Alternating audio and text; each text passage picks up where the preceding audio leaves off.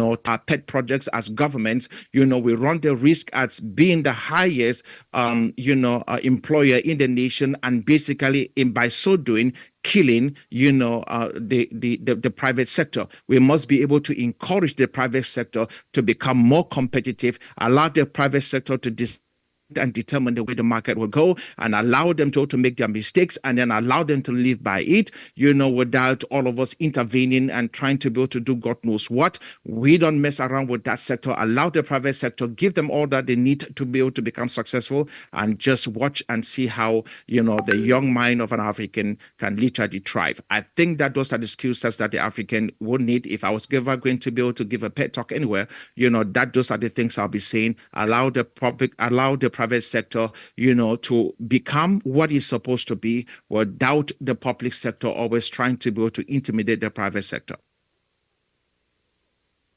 What accounts for these change in patterns across Africa?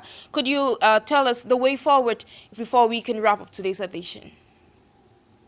I'm thinking all we need is to be able to have leaders who have the ideas that they are in those offices, not to build up themselves, but to help the African become who they're supposed to be, that they have to have the interest of their nations at heart and the interest of the continent at heart. And in that way, we can actually start looking at some kind of equity. We can actually be able to start, bringing everybody in terms of equality. I'm a big fan of equality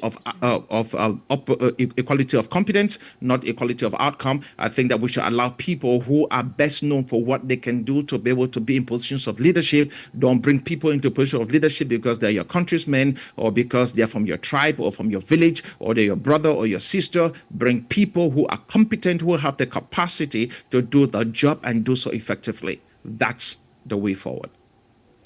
Thank you immensely, Dr. Stanley FONGOD, for your contribution on today's edition of Talking Points.